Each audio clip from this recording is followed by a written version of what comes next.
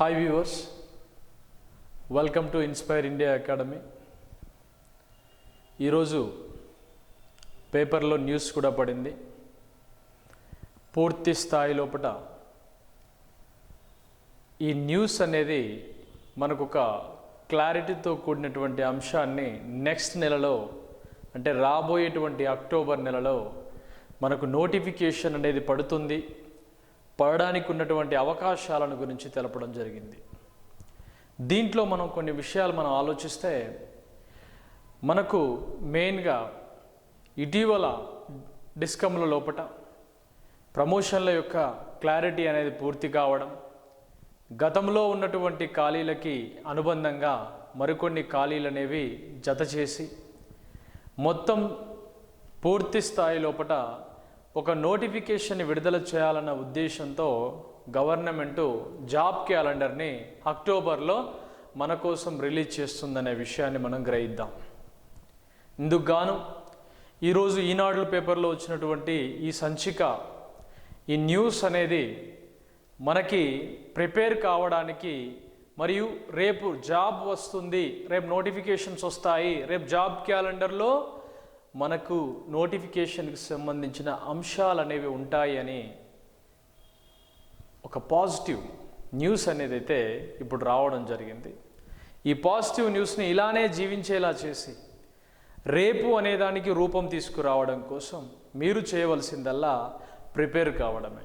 ఒక ప్రాపర్గా గైడెన్స్ని దృష్టిలో పెట్టుకొని మీరు ప్రిపేర్ కావడం. దీనికోసం మనం ఆఫ్లైన్ క్లాసెస్ని అందించడం జరుగుతుంది. ప్రతిరోజు మార్నింగ్ 10 to 5 మనకి ఆఫ్లైన్ క్లాసెస్ ఉంటాయి. 5:30 to 8కి 8:30 వరకు క్వశ్చన్ పేపర్ అనాలిసిస్ అనేది ఉంటుంది. 80 మార్క్స్ క్వశ్చన్ పేపర్ అనాలిసిస్ అనేది ఉండడం జరుగుతుంది. మనం ఒక నినాదాన్ని పెట్టుకున్నాం, 4000 బిట్స్ని మనం ప్రాక్టీస్ చేయాలి.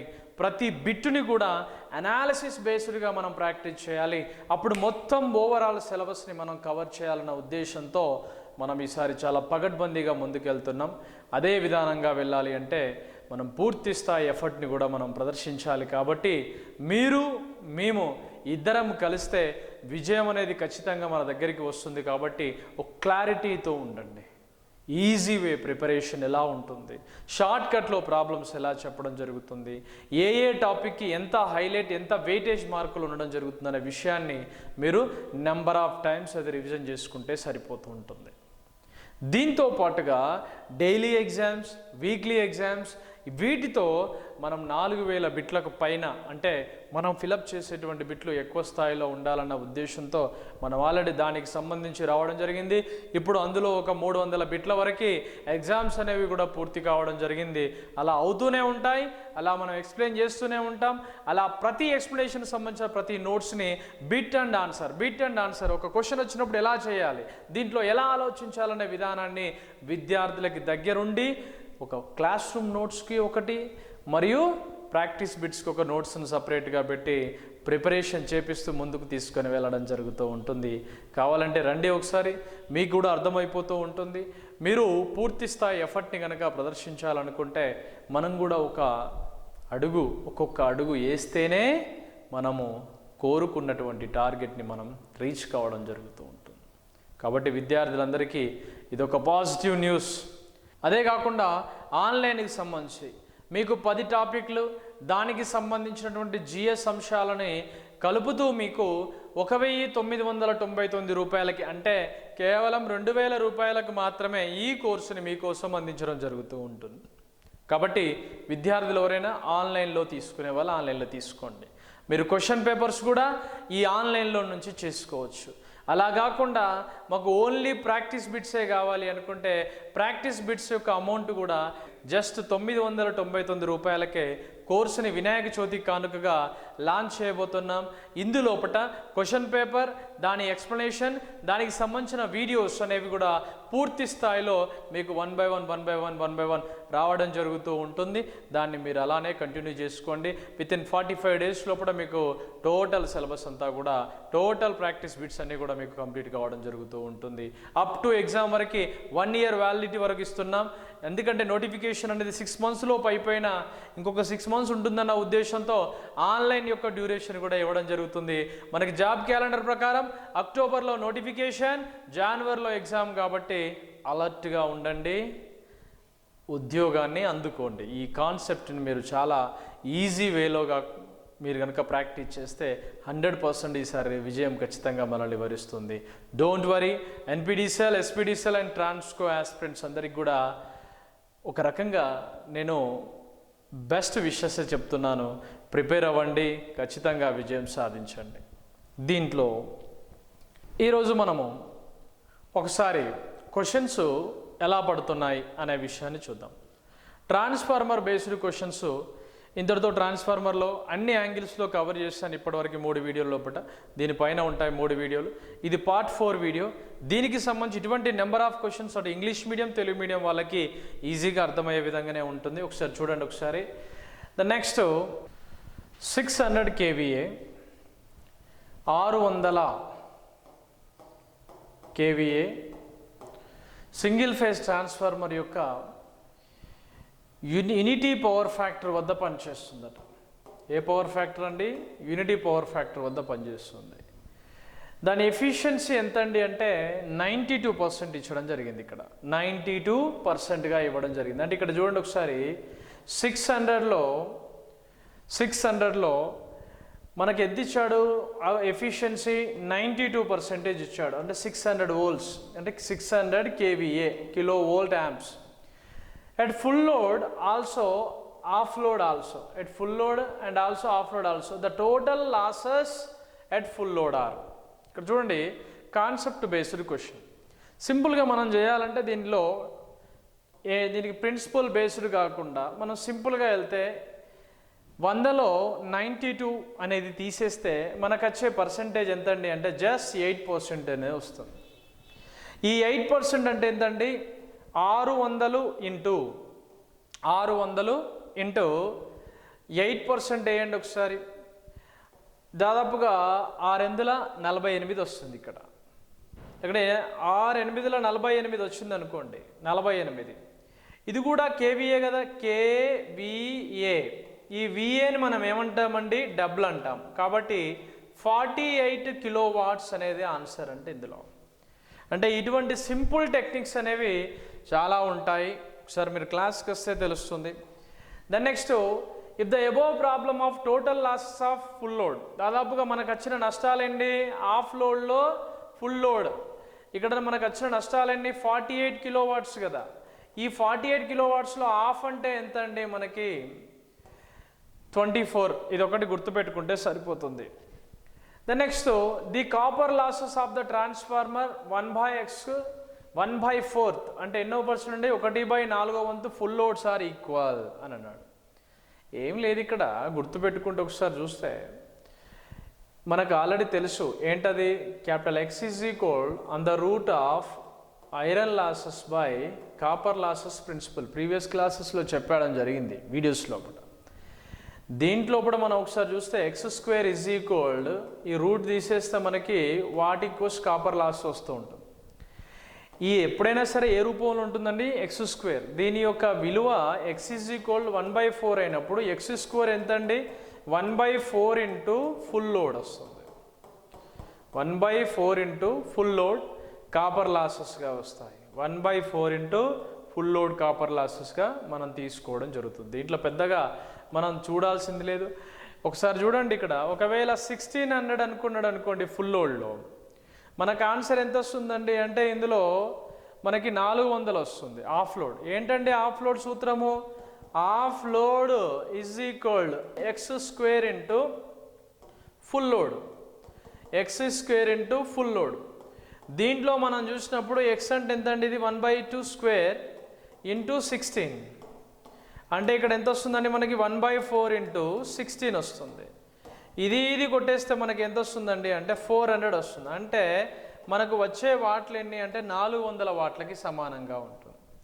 ఇది కనుక మనకు 400 వాట్లు అయిందనుకోండి, ఈ ఫుల్ లోడ్ ఎంత అవుతుందండి? 1600 వాట్లు అవుతుంది. 1/4 అనేది చూసుకోండి ఒకసారి. అంటే ఫుల్ లోడ్ వచ్చిండు అనుకోండి, ఇంటూ 1/4 చేయండి. హాఫ్ ఇచ్చి ఫుల్ లోడ్ కనుక్కోమన్నాడు అనుకోండి, ఇంటూ 4 చేసుకుంటే మీకు అది లెక్క ప్రాబ్లం అనేది క్లియర్ అయిపోతుంటుంది.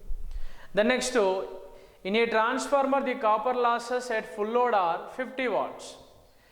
ఫుల్ లోడ్లో ఎన్ని నష్టాలు ఉన్నాయండి? 50 వాట్స్ అట, 50 వాట్స్. దీంట్లో మనం చూస్తే 60% అంటే ఎంత వస్తుందండి? 30 అండి, 30 వాట్స్ వస్తుంది. ఈ 30 వాట్స్ లోపల మనకి కాపర్ లాసెస్ విల్ బి అని అంటున్నాడు. కాపర్ లాసెస్ యొక్క వాల్యూ ఎంత అంటున్నాడు. ఈ 30%లో మన కాపర్ లాసెస్ అనేవి 60% వరకు వస్తే ఎంత పర్సెంటేజ్ వస్తున్నాయండి? 18 వాట్స్ అనేది ఆన్సర్ వస్తుంది. ఇక్కడ 18 వాట్స్ అనేది సరి అయినటువంటి సమాధానం. దీనికి ఎటువంటి ప్రాబ్లం అక్కర్లేదు, ఎటువంటి సూత్రం అక్కర్లేదు, ఏమీ అక్కర్లేదు. చిన్న కాన్సెప్ట్ని పట్టుకొని మనం వెళ్ళామనుకోండి, ఆన్సర్ ఖచ్చితంగా రావడం జరుగుతూ ఉంటుంది. కొన్నిసార్లు సింక్రోనస్ వేగం, రోటర్ స్పీడ్, స్లిప్ని ఫైండ్ అవుట్ చేసే విధంగా కొన్ని క్వశ్చన్స్ ఈ విధంగా అడుగుతూ ఉంటాడు. దాని దృష్టిలో పెట్టుకుని కూడా మనం చేయవలసి ఉంటుంది. The next, during the short circuit test a small transformer the frequency is increased. Frequency కనుక పెరిగితే ఎంతండి? 50 హెడ్జెస్ నుండి 200 హెడ్జెస్ కనుక పెరిగితే the copper losses will be increased by a factor of. ఏ పరిమాణంలో కాపర్ లాసెస్ ఇంక్రీజ్ అవుతూ ఉన్నాయి? మనం రేటెడ్ ఫ్రీక్వెన్సీ, రేటెడ్ వోల్టేజ్ని ఇచ్చి దాని ఎల్విని షార్ట్ సర్క్యూట్ చేసినప్పుడు, మనం షార్ట్ సర్క్యూట్ టెస్ట్ ద్వారా మనం కాపర్ లాసెస్ కనుక్కునేటప్పుడు స్మాల్ ట్రాన్స్ఫార్మర్లో 50 హెడ్జెస్ నుండి 200 హెడ్జెస్ మనం అప్లై చేసినప్పుడు దాని యొక్క ఫ్యాక్టర్ విలువ, అంటే పెరిగేటువంటి కాపర్ లాసెస్ యొక్క ఇంక్రీజ్ విలువ ఆల్వేస్ 1కి సమానంగా ఉంటుంది. ఇది గుర్తుపెట్టుకోవడానికి ప్రయత్నం చేయండి. బండ గుర్తు ఇది క్వశ్చన్. డైరెక్ట్గా నెంబర్ ఆఫ్ ఎగ్జామ్లో ఈ క్వశ్చన్ని, దేశంలో జరిగిన అన్ని ఐటీ ఎలక్ట్రికల్ ట్రేడ్ ఎగ్జామ్ లోపల ఈ బిట్టు చాలాసార్లు పడడం జరిగింది. కాబట్టి ఒకసారి కేర్గా తీసుకోండి. The next, the efficiency of transformer at full load 0.85 power factor, లాగింగ్లో ఉంది, 95%తో ఉంది.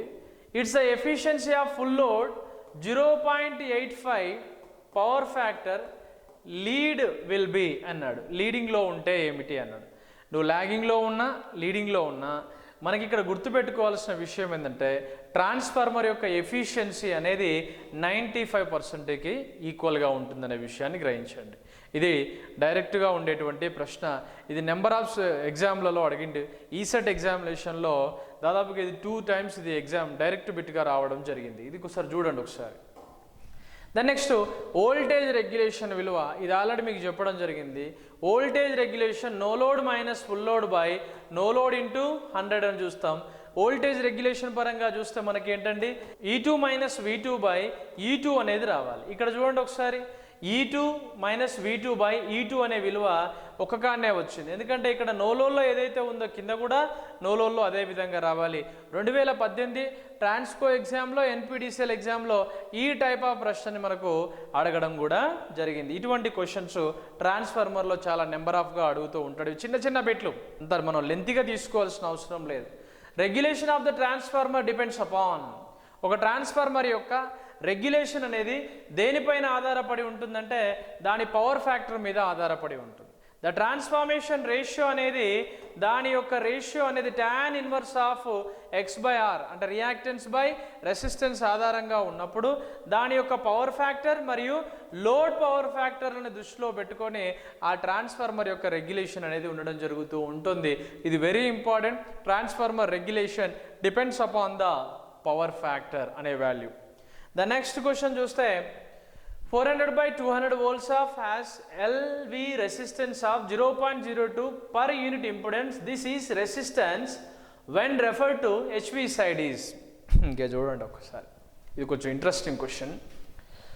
ఒక ట్రాన్స్ఫార్మర్ యొక్క ప్రైమరీ అండ్ సెకండరీ వైండింగ్ల మధ్య ఉండే రెసిస్టెన్స్ ఇన్ఫినిటీ అంటామండి. ఇన్ఫినిటీ అంటే అనంతముగా ఉంటుంది, అనంతముగా ఉంటుంది. దీంట్లో ఒకసారి చూస్తే ఇక్కడ ఎల్వి రెసిస్టెన్స్ ఆల్రెడీ ఇచ్చాడు, హెచ్విని ఎంత రెసిస్టెన్స్ ఉంటుందో కనుక్కోమన్నాడు. నేను ఆల్రెడీ లాస్ట్ క్లాస్లో చెప్పాను. The impedance value is inversely proportional of transformer rating. అంటే ట్రాన్స్ఫార్మర్ యొక్క ఇంపిడెన్స్ పెరిగితే ట్రాన్స్ఫార్మర్ యొక్క రేటింగ్ అనేది తగ్గుతుంది అనే విషయాన్ని గ్రహించండి. ఇటువంటి దాంట్లో మనకు డైరెక్ట్గా చూస్తే దాని ఇంపిడెన్స్ అనేది ZA/ZB ఈక్వల్స్ అయినప్పుడు, దాని యొక్క రేటింగ్ SB/SA అయినప్పుడు, E2/IB ఈక్వల్స్ E2/IA అయినప్పుడు మనకి ఇక్కడ చూడండి ఒకసారి, మీకు ఆల్రెడీ చెప్పాను. దీనిలో IZE value IA, ZA, E2 values, IZB/E2 పరంగా రాస్తే దీని పర్ యూనిట్ ఇంపిడెన్స్ అనేది ఏ వైపు ఎట్లయితే ఉంటుందో అదే విధంగా బి వైపు కూడా అదే విధంగా ఉంటుంది. A=Bగా ఉంటుంది. అంటే ఇది 0.02 పర్ యూనిట్ ఇంపిడెన్స్ అయితే బి సైడ్ కూడా HV సైడ్ కూడా ఏముంటుందండి 0.02 పర్ యూనిట్ ఇంపిడెన్సే ఉంటుంది. ఈ విషయాన్ని మీరు గ్రహించాలా. రెండవ విషయం, దీనిలో ఇది మనం గుర్తుంచుకోవాల్సిన అంశం, ట్రాన్స్ఫార్మర్ని ప్యారలల్ ఆపరేషన్ చేసినప్పుడు దాని లోపల వోల్టేజ్ రేషియోలు ఎలా ఉండాలా, వాటి రేటింగ్స్ ఎలా ఉండాలా, వాటి ఇంపిడెన్స్లు ఎలా ఉండాలా అనే విషయాలు చెప్పినప్పుడు, వాటి ఫేజ్ సీక్వెన్స్లు ఎలా ఉండాలనే విషయాలు చెప్పినప్పుడు ఈ విషయాన్ని నేను ప్రీవియస్ క్లాస్లోనే చెప్పడం జరిగింది. నెక్స్ట్ ఇక్కడ ఏమంటున్నాడు, ఏ 200/400 volts of phase transformer as per unit impedance refer to the primary side. ఇప్పుడే చెప్పాం కదా, primary side 4+J4 per unit impedance ఉంటే సెకండరీ సైడ్ కూడా ఎంత ఉండాలి, 4+J4 పర్ యూనిట్ ఇంపిడెన్సే ఉండాలి. ఇంతకుముందు చూసినట్టుగా. ఎందుకు, primary side of per unit impedance of A equals secondary side of per unit impedance equals B equals always ఈక్వల్గా ఉంటుంది. కాబట్టి ఈ వాల్యూని మనం కన్సిడర్ చేసినప్పుడు ద 4+J/4గా మనం రాసుకోవడం జరుగుతుంది. అంటే ఇటువంటి questions English and Telugu medium వాళ్ళకి అర్థమయ్యే విధంగా నెంబర్ ఆఫ్ క్వశ్చన్స్ని మనం యాప్లో పెట్టడం జరుగుతుంది. మీరు ఆన్లైన్ క్లాసెస్ తీసుకున్నారనుకోండి, ప్రజెంట్ ఇప్పుడు ఆఫర్ ఉంది, ఈ ఆఫర్కే మీకు అది 2000కి మీకు అందడం జరుగుతుంది. లేదు మాకు కేవలం టెస్ట్ సిరీస్లే కావాలి అనుకుంటే జస్ట్ మీరు 999 రూపీస్, 999 రూపాయలు కనుక కట్టేది ఉంటే మీకు ఈ క్లాసెస్ని అందులో ప్రొవైడ్ చేయడం జరుగుతూ ఉంటుంది. సార్ కొంచెం తగ్గించచ్చుగా అంటే ఇక అంతకన్నా తగ్గిస్తే వాటికి వాల్యూ అనేది పోతుంది. కాబట్టి మంచిగా చదవండి, పూర్తి స్థాయిలో చదవండి. క్వశ్చన్ ఎలా వస్తుంది, ఆ క్వశ్చన్కి ఎలా నేను సమాధానం చేయాలనేటువంటి ఉద్దేశంతో చదవండి. బీ పాజిటివ్గా ఉండి చదవండి. 100% మీరు విజయం సాధించే విధంగా చదవండి. Wish you all the best and good luck.